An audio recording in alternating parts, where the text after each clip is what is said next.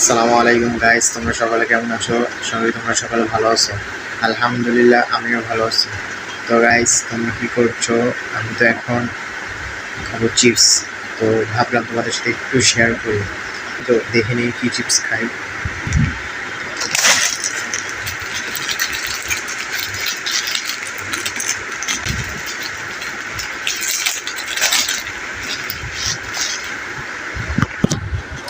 তো গাইস, এই যে আমি এই চিপস খাবো।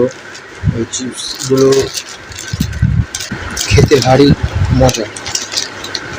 বিট লবণ দেওয়া থাকে, তারপর এই যে তোমরা দেখতে পাচ্ছ এখন এটা খাবো।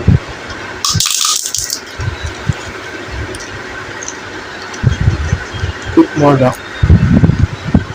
তো এই- এগুলো পাওয়া যায় শুধু ঢাকাতেই, কারণ দেশে কোথাও দেখি না।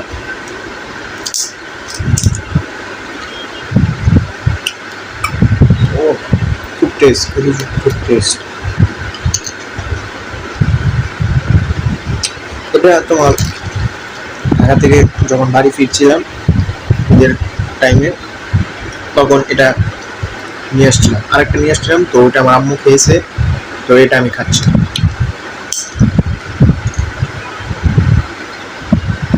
আর গাছ, তোমরা তোমাদের সাথে তো কালকে কথা বললাম যে আমার খালামণি চলে যাবে। খালামণি আজকে চলে গেল দীর্ঘ 5 দিন থাকার পর। তো খুব খারাপ লাগছে, সে চলে গেল। সে এসেছিল ঢাকা থেকে প্রায় 4-5 বছর পর। সে এসেছিল আমাদের বাড়িতে বেড়ানোর জন্য। ফার্স্টে আসতে চাইনি, তো তোমাদেরকে তো বললাম যে আমার জোরাজোরির কারণে এসেছিল।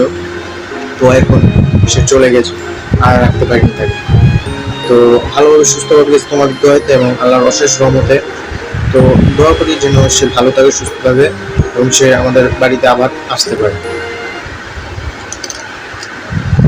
তোমরা সকলে সাবধানে থাকবে, কারণ দেখতেই তো পারছো